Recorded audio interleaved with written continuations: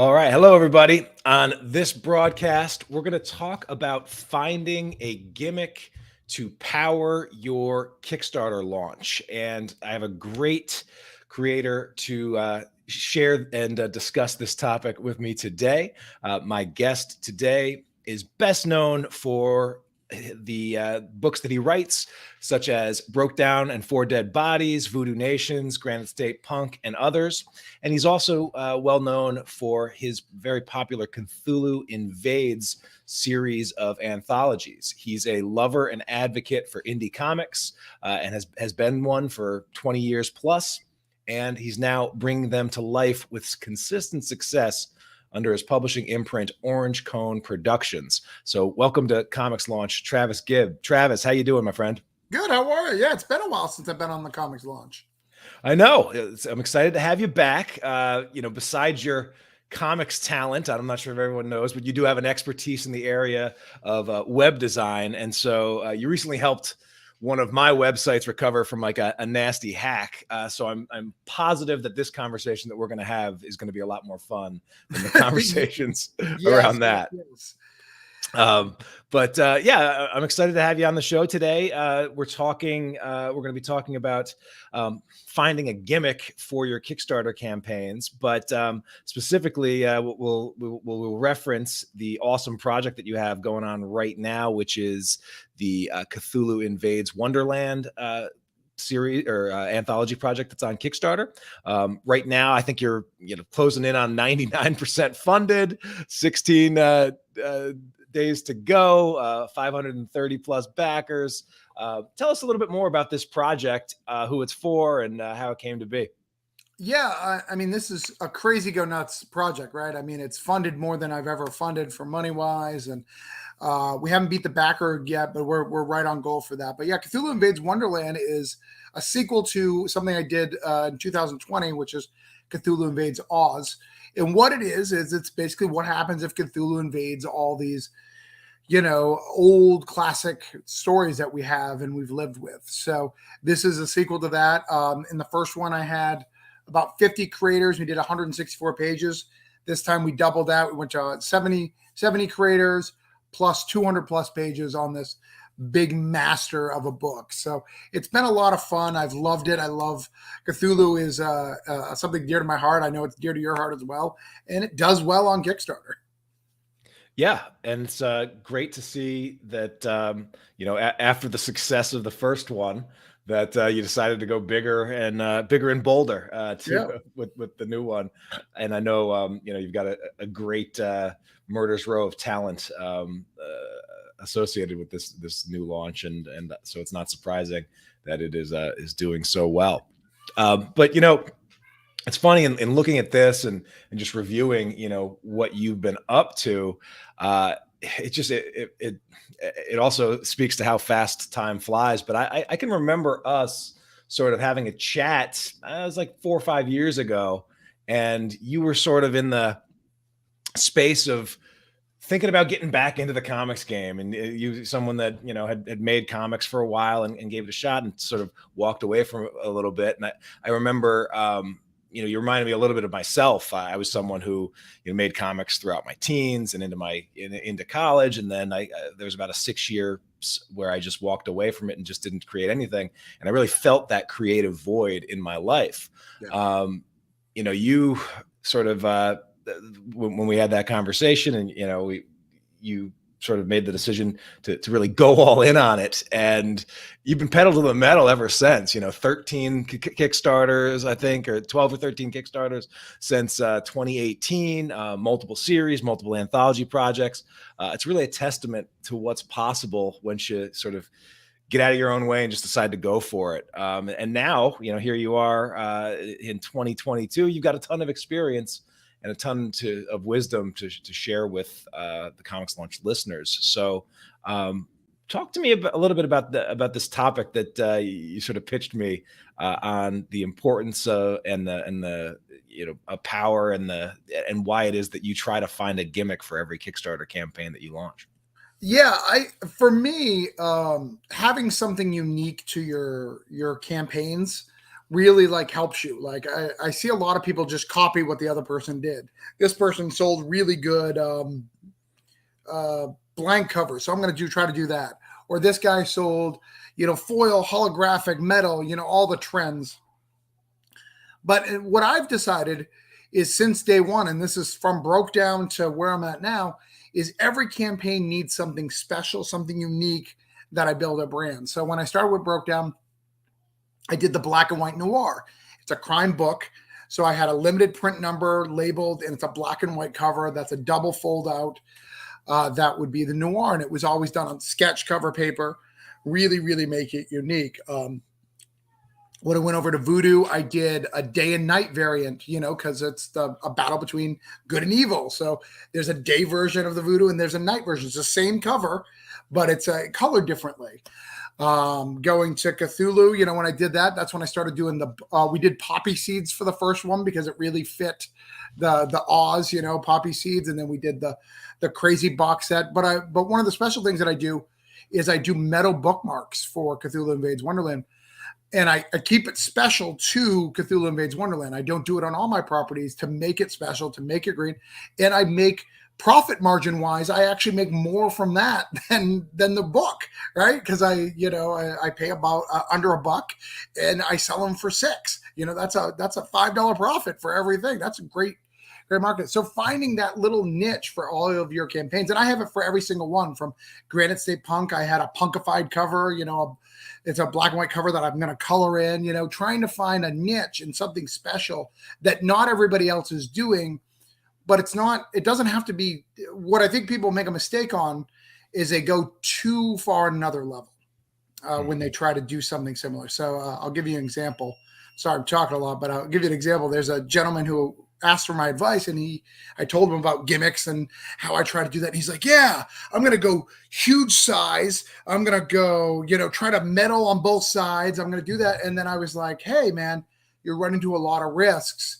It can't be CGC'd, which you're going to take out your collector's market if you do that. B, printing is going to be a problem. And because there was a paper shortage, he still hasn't got his book done. And it's been now 7 months because they don't have that size paper. They're getting small size paper for digital, but they're not getting the big sheets. And even if they did get the big sheets, thinking from a business, they owe so many people. They're probably going to take that sheet and make 2 books out of it instead of just his. So all these things, just trying to figure that out. So sorry, long rant, but lots of good stuff. It is a good thing and an interesting topic to sort of discuss, because Kickstarter is a platform that obviously you do see a lot of monkey see, monkey do thinking, and I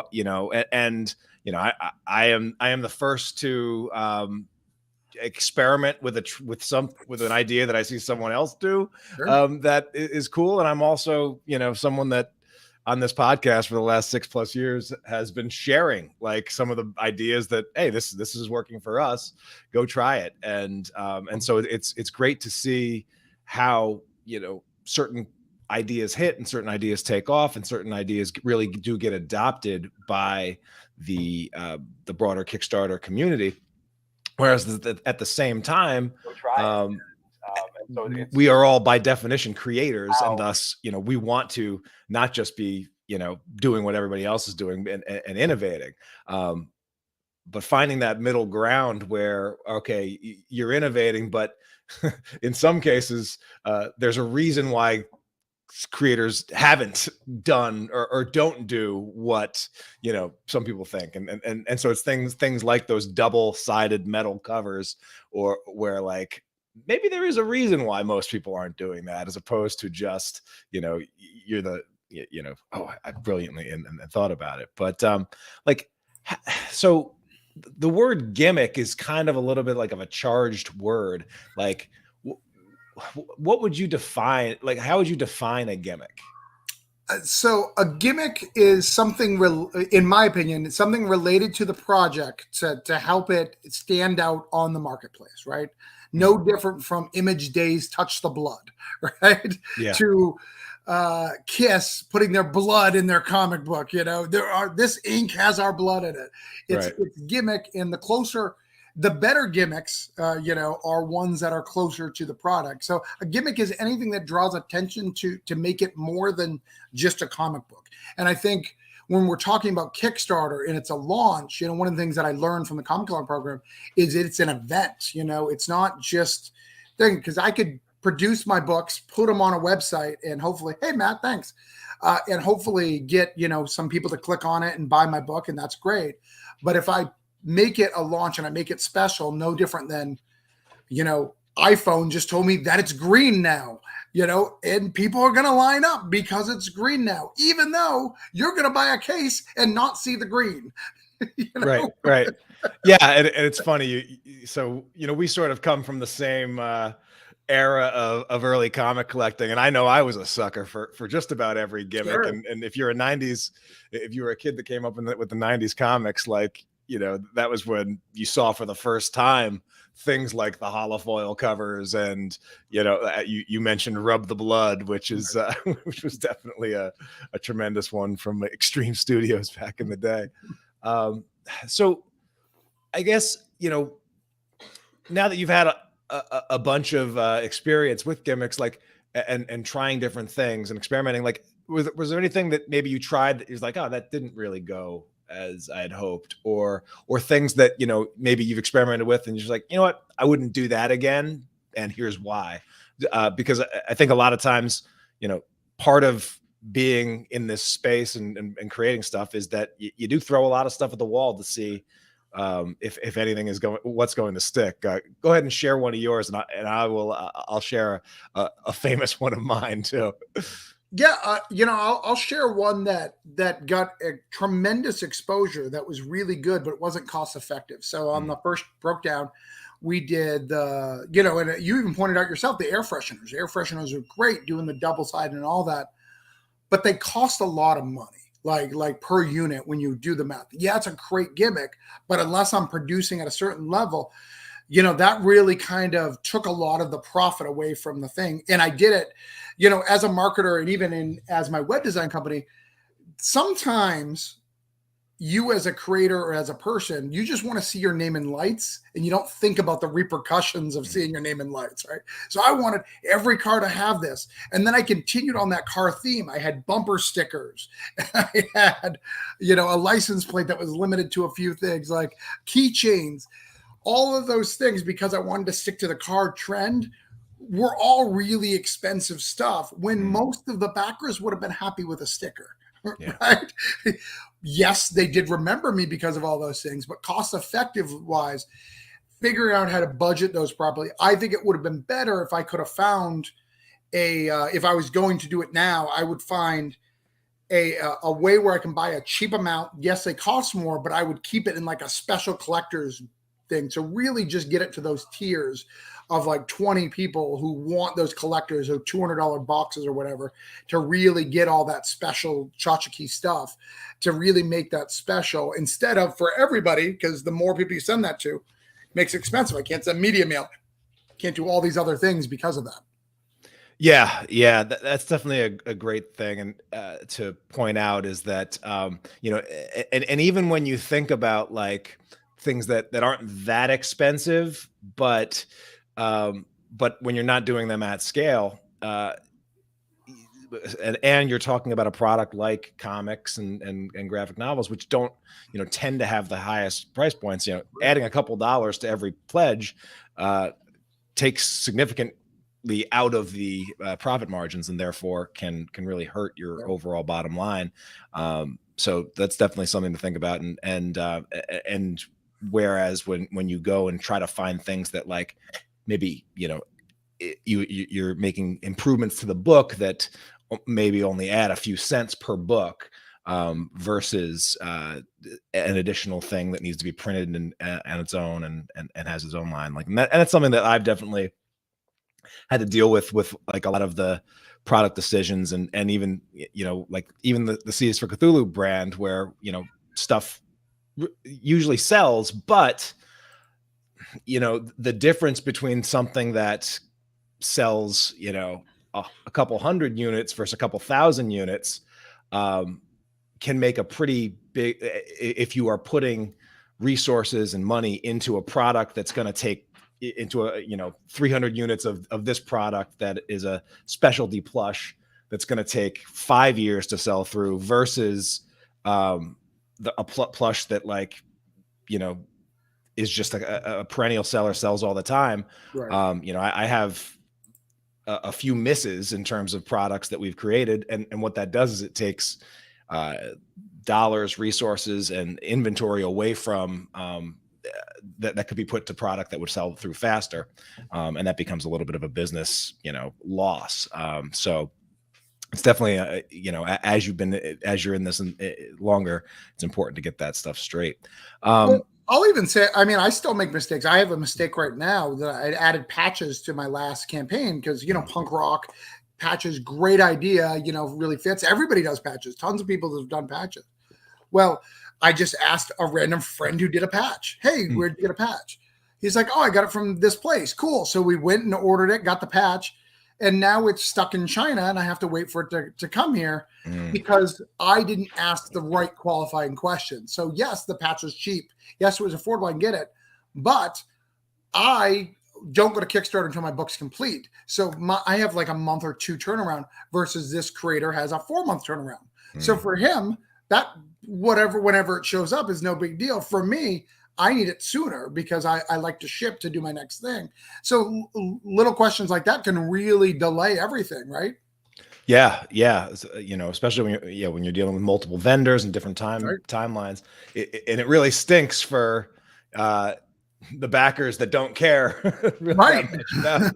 And now this thing is going to be delayed because one piece of the puzzle that was kind of like a throw-in. Yeah, that can be a frustrating thing to do, and so something to consider. And that's one of the reasons why I've sort of been, when it comes to the throw-ins and the extras and everything, I know a lot of people like to give those to everyone or give those to every physical backer. But I've sort of, on most of the campaigns that I've been creating lately, I've been trying to always have the bare bones tier for people like me who is I want the book, but all the little extra stuff that you're going to get, it's going to either be just handed right over to my son if it's age appropriate. A lot of times it's not, so it just goes right in the trash. And it's and so I kind of like having a tier for just the people that don't want the extra stuff, that are just your readers, your comic collectors, but not into all the other extra stuff. And so I'll usually have something where it's a signed bundle or some sort of upgrade that's where all of the extras get triggered in my campaigns. So cool. So any other as someone that is a big indie comics guy and also backs a ton of Kickstarters yourself, have you seen, what are some compelling gimmicks or hooks or things that maybe put you over the top on a book that you wouldn't have otherwise grabbed? Well, I'm much like you. I don't care about the tchotchke. I just want the book, stuff. But one of the ones I saw recently was a book called The Embrace, and it's a character who has extra ghost hands that go on him.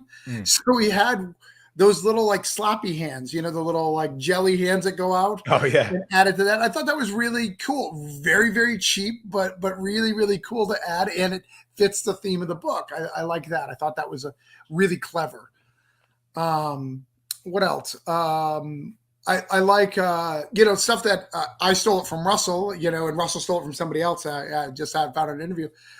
In my anthologies, I have the signed pages. I think that's a great idea, so you don't damage the book. You have these signed pages, and it gives an extra add-on for that, to go to cons and stuff like that. And especially when you're doing an anthology, it's a really good selling point. If you were part of my book, Tyler, I could go, hey, Tyler's in booth C12. Go get it signed by him, and that gives you a chance to pitch, and you're helping your friends and kind of keep them in the circle. I think that's really good. It's not really a gimmick for the Kickstarter, but the aftermarket really, really helps on that stuff, Let me think of some of the other stuff, because I get so many. Yeah. Well, I think that is another sort of angle to look at it, is that a good gimmick that's going to work on Kickstarter, especially when it's book related, is probably also something that should work in person at at a comic book convention. And I know you're someone that's starting to get back and gearing up with the conventions again as well. And so I think that is something to think that I try to think about a little bit with, the books that we create is not just how will this play on Kickstarter, but will this also have a positive effect on the convention scene. And so some of the die cut hardcovers and things like that we've done, a lot of that is ultimately with conventions in mind, that these are things that really will pop off the table. I actually have gone one step further than that too for conventions, because I don't just think about conversions. I actually have a Substack now, so I jumped on the Substack trend like everybody. And for all my books for Orange Cone this year, there is an exclusive cover for my Substack. And what that is, what I've done with it, it's been really successful thus far, is I have a pledge level where, if you sign up for the year, you get that for free. So that'll be added to anything you back, you'll get it. But you can also buy it, but I don't reveal the cover on the Kickstarter page. You have to have been on the Substack to know what it is. And it has done gangbusters because my Substack loves the exclusivity of it and the intimacy of me and the fans. But also I get people who are curious, like, in Granite State Punk, they loved Granite State Punk and they want to get all those covers. They're like, what's your Substack? So I get a sign up on Substack. They join the Substack, they see the cover, and then they pay for the cover on that end. So it works on both ways. Yeah, nice. Yeah, I mentioned example of a gimmick that I wanted to share that didn't quite go over as planned. You might remember this because I know you kind of got you were an early jumper on board of the Red 10 series. Love Red 10, yeah. But for the issue 2 of the Red 10, I drew a cover that was of the character that was killed in the first issue. And in the Red 10 series, there's a sort of like a thing where there are statues of each character, and as they get killed, like a blood smear goes on each of the characters. So I had this idea that, all right, for issue 2, I was going to have the character, and then there would be blood smeared covers that were literal, where I would literally hand smear or hand print my own, not my own blood, like fake blood or something, right, on each cover. And so they would all be done like that. And they actually sold pretty well. Like that was like an early example of a variant that I offered. The problem was just figuring out how the heck to get it so that I could print, do a good blood smear. Like, what do I use for the blood? And I tried these different fake bloods and blood paint combinations. And then it was going on and looking cool, but then evaporating. And then I'm doing multiple processes of putting this stuff on, double coating it, getting that spray that you do to kind of hold, seal it, yeah, seal stuff in, spraying that. But then the books all started stinking. In some cases, they were sticking to the bag that I was trying to seal them to. We sold through a bunch of them, but if anybody probably goes and pulls that out of their collection, I can't guarantee that it hasn't decomposed by now or whatever. But it was an example of just trying to experiment, but not having it all figured out before offering something like that. Yeah, actually, now that you mentioned that, there was another creator who did that. It was really good, but by the time I got it, same thing. It was all kind of smeared. It didn't really look like blood anymore by the time I arrived at it. But the other thing I did for Cthulhu Invades Oz is I had glow in the dark. Yeah. And I'll tell you 2 examples of glow in the dark. So glow in the dark, great idea. One, I didn't like the way it looked because I put it on the Cthulhu. So it looked great glowing, but it makes the cover look like crap. So it's harder to sell it at conventions, right? Cool gimmick, but doesn't look great. The other problem is I live in Florida. So if it gets heated up, it starts to peel off very easily because I'm hot. And sometimes I have to travel 2 or 3 hours for a convention. So sitting in the car, yes, I have the AC on, but it can get hot really, really quick. And then sometimes anybody who's ever done cons knows this, you get home, you don't want to unpack that. You leave it in the car, and that's been a mistake, right? I come home and then they're ruined. But then they would smash up against another book, and they would start adding to the back of the book. So it became a mess really quickly. My friend David Byrne from Scout, he did the same thing on glow in the dark, but it was a very thick glow in the dark. So it would actually peel up and look like a stamp. Like it would like make these horrible stamp things because it didn't work right. So glow in the dark, I highly do not recommend in any way, shape, or form. Yeah, it's one of those things that sounds cool, but you've got to. It sounds like you have to take some extra precaution and really, have some experience with it, to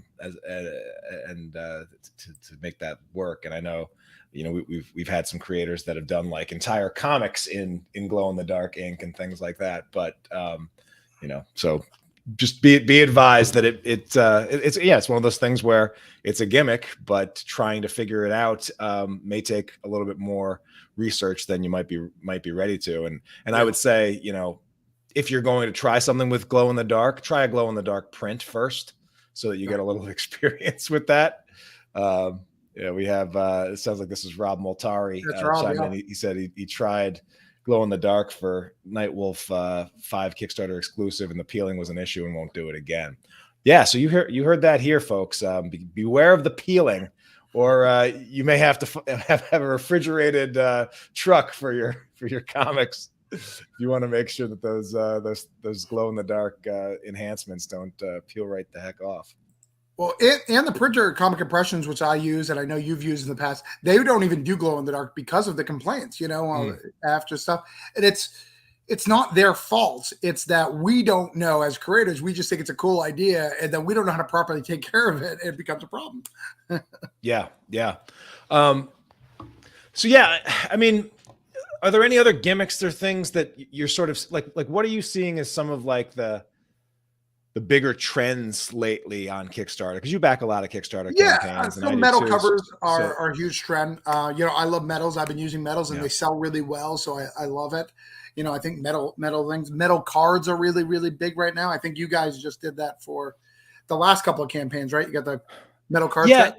We did the metal cards, and the reason, and one of the reasons I decided to go with the metal cards and to try that is because we're sort of in an interesting position where, we had a book that the plan was always to get this book out in the direct market. And one of the challenges, I think, right now for a lot of creators that play in both the direct market, which is comic shops, and Kickstarter, is that there's a growing disparity between price, like expected market price points on Kickstarter versus on in the direct market. Like, you have creators that are putting out 48-page floppies, right? Like exercise floppies, and it's not a crazy price to charge $20 to $25 for a 48-page comic on Kickstarter, right? You couldn't do that. You can't do that and expect orders through Diamond, right? Yes, maybe for variants or other things, but for like a standard, like your Diamond rep would just tell you to go pound sand. No retailer is going to order that. And so one of the things that we've tried to do is like, okay, what or some of the things that I think about is like, what can we give our Kickstarter backers that can truly be a backer exclusive thing, to justify charging a Kickstarter market price, while at the same time still being able to charge less for the book in the direct market. And so having something exclusive like a metal trading card added on to the book was sort of one way that we've tried to split the difference. I know a lot of creators, for a lot of creators, they might not care because they're not trying to play both markets at the same time. But that is one of the reasons why we're like, you know what, let's go all in on this metal card thing and make that exclusive and really tie it to the book, so that everyone that's getting a book is getting a card, and the version of the book with the card is the Kickstarter exclusive version, even if there is a version without the card that's going to be for less money in the direct market. Yeah, that's a hard thing to explain, especially when I do stuff for real for retail. You know, if I do like an exclusive cover, if I sell them their stuff, I do this thing called Tales of the Collective for a comic store called The Collective in Orlando. I help Mm. their Kickstarter and they do stuff. And they really struggle with the concept that I have to sell this same book for $5 in my store, but I can get 10 on the Kickstarter. Like, so they up it in the store for $10. And I was like, no, you don't need to do that because you're giving the digital and all these other things that they struggle to see as rewards. Yeah. But they really should, because I think there's a benefit to those things, especially in such a digital age. I am always shocked at when I do like a finish, like when I finish Broke Down, the people who came and said, I've been backing this since day one, waiting for it to be complete. I've been just giving you digital, but I want to complete that. I think there's value in that people don't see that are really good. Yeah, and it's funny because no one balks at the idea that, well, I'm sure there are people that balk, but people also understand the idea of like, hey, if I want to watch Black Widow at home, the week it comes out, it's going to cost, Disney was going to cost me, charge you $30 or whatever to do Right. that, but 4 months later, it's included in your subscription, right? Right. Like, so, the idea that early access to something or can't also have a premium price associated with it is something that in other areas is pretty accepted. But you will hear so some people sort of balking or saying like, oh, well, once I charge one thing, I can never charge another thing for it, up, down, or indifferent. Yeah, I think it causes a lot of problems too, especially in the crowdfunding market, right? So there's the Indiegogo versus Kickstarter. So Kickstarter tends to be a little bit cheaper on shipping, where Indiegogo tends to be a standard $10 shipping for stuff. Where if you look at a Kickstarter, runs between 7 and, well, now 10 because of shipping prices increase. But Mm. before that, it used to be very standard $6 to $7 for shipping. Now it's close to the 10. But we even have this new trend with Backer Kit where they're now charging shipping after the fact because of it's going crazy. And what does that look like? And how do you proper label it? So all those things get really complicated. And it's not, it's really hard, I think, sometimes for the consumers on Kickstarter to compare apples to apples, right? So Yeah. yeah, you're getting this, but how much you're paying for shipping and all that stuff. Is the product worth it? Some people don't charge shipping, some people do, and it's all those different variables. Yeah. Yeah. Um, in terms of gimmicks and other that people Yeah, are seeing lately, someone on Facebook mentioned crossover prints. that is Um, Rob. Yes, we have a crossover print that's comes out tomorrow. That's not on the Kickstarter, but we have a crossover print for Nightwolf that's really really cool. And then nice. if you just right there the bookmarks, that's between me and Russell Noltes. If you get Cthulhu's Hard to Spell and Mind Physical, you get a little bookmark that kind of highlights both of them, which I think is really cool. Nice. And how are you managing that? Just that one. How like for the crossover bookmark promotion? How is that being managed? Like, how are you keeping Yeah, track of that? so we're gonna have it on both of our surveys. We'll both probably use Backer Kit and Ask, and we'll compare. Russell is a part of this book. I'm compare his, so we'll kind of look at our lists and kind of compare to get that. But I designed the bookmark and I kind of put it together. But when it's time to pay his half because he'll help offset the price. I'm going to trade it out for some books because I'm in Cthulhu and Hard to Spell. My wife's in 3 and I'm in 2, so Hmm. it kind of allows us to do this little trade and make everything happy. Same thing with Rob when I did the Nightwolf one. I'm going to print the prints out, but he paid for the design of it. Trying to partner with creators that are a good synergy and good fit, I think is really, really good. Rob's in this book, Russell's in this book, so it really, really made it work.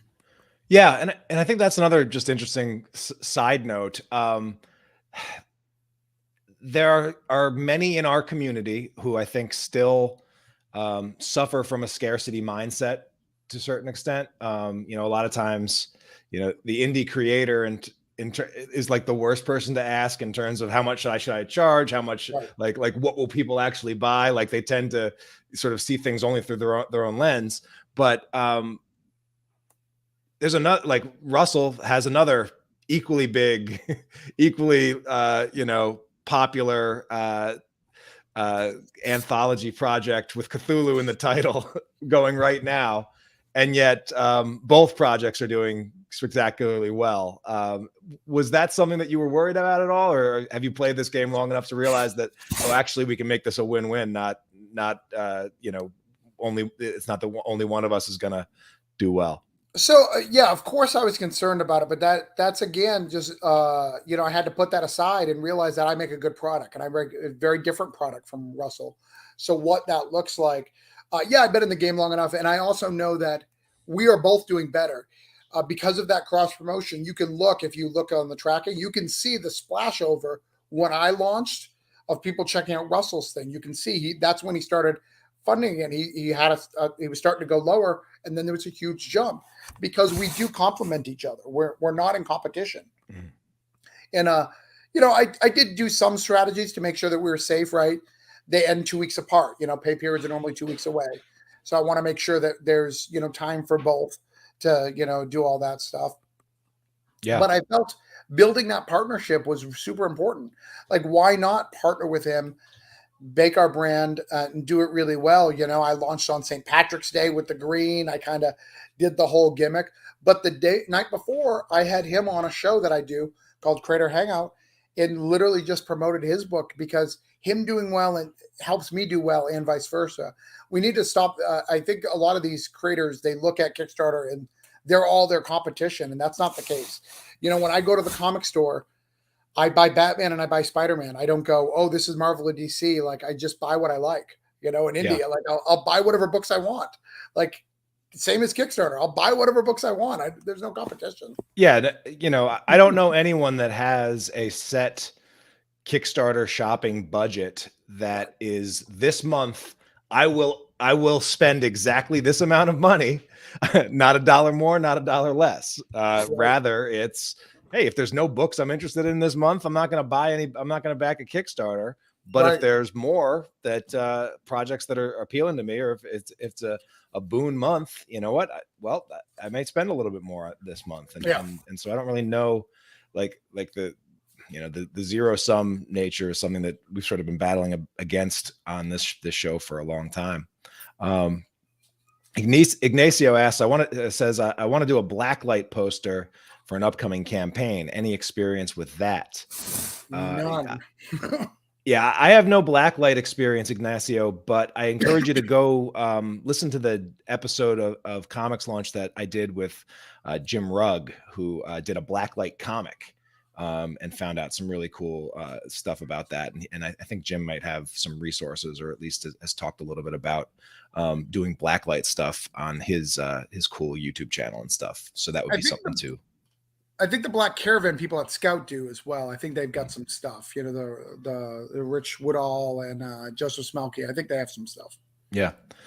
Jay Burns asks, have either of you thought of having polls where fans can vote or suggest add-ons for stretch goals? Yeah, I'm curious, how have you used fan input to guide or some of your campaign decisions or gimmicks or get ideas for future gimmicks? I think it may have even been Jay himself who suggested metal trading cards at some point, which may have sparked the reason why we offered them for Sync. So, and I'll actually be honest that, the next big Kickstarter campaign I'll be launching will be for a C is for Cthulhu holiday book.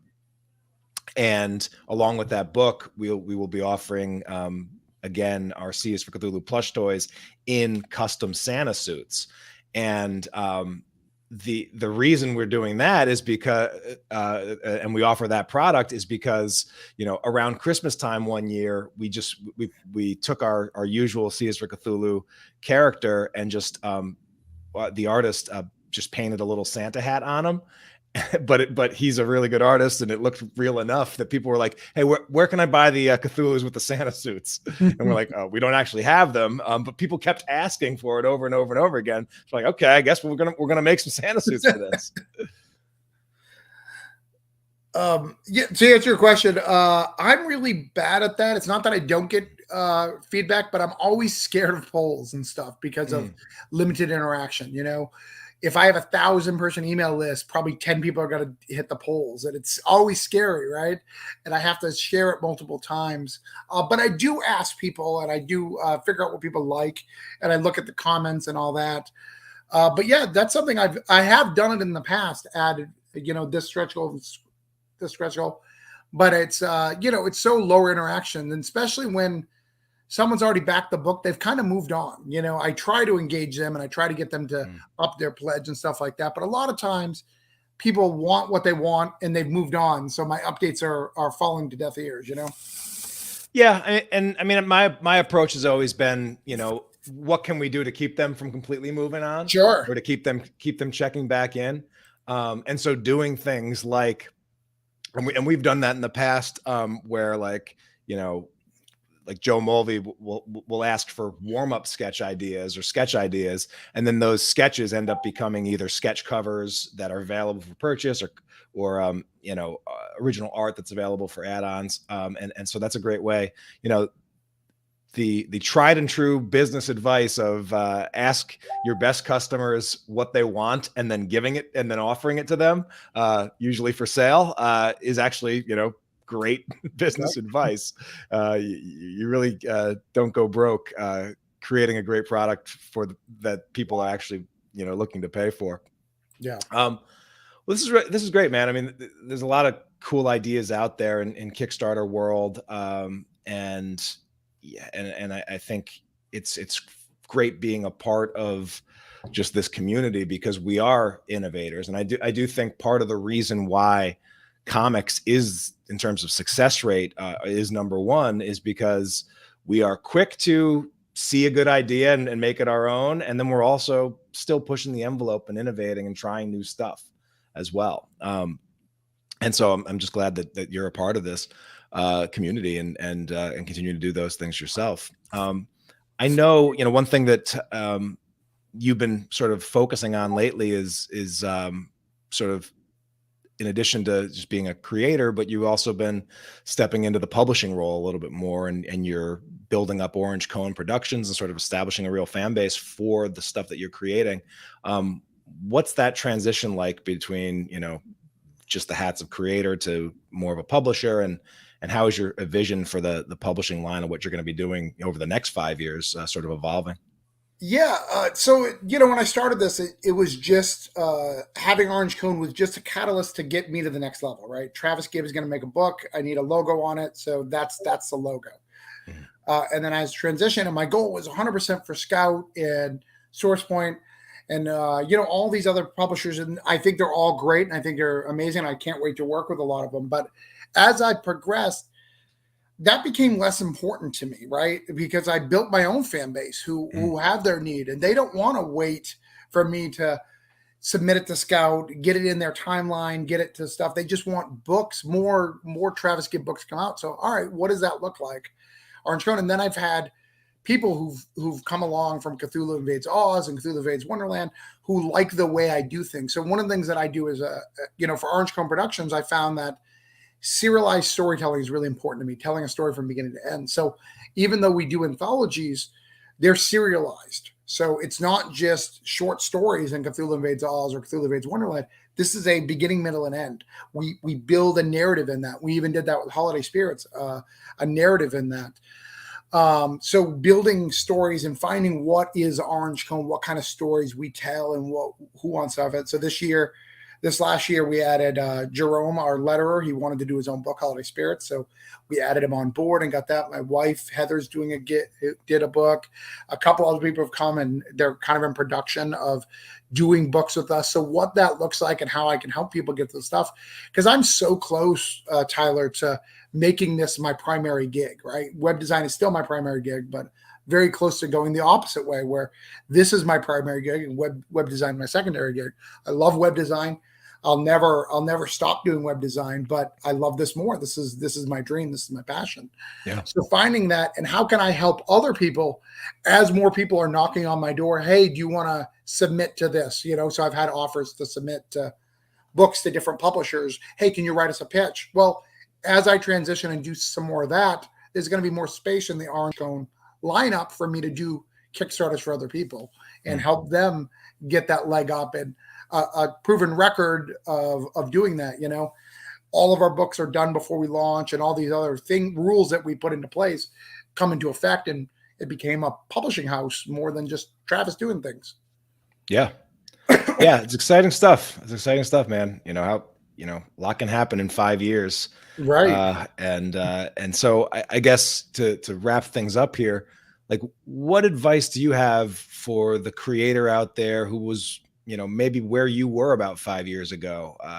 Maybe you had a history, some good, some bad, in the comic space. You took some time away, but now the itch is coming back, but you're maybe not really sure where to start or what your next couple of moves should be. What advice would you give to that creator that's, in that position?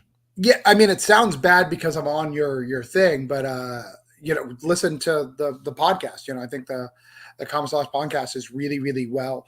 A lot of people have asked me, hey, joining the Comic Sauce, was it worth it? I was like, yes, but you could get everything that I learned from the podcast. You're just going to have to sort it out, and it's going to take you a heck of a lot longer. If you want a roadmap, join the course. If you don't want a roadmap and you want to do your own thing, listen to the podcast, get the pieces and try to put it together.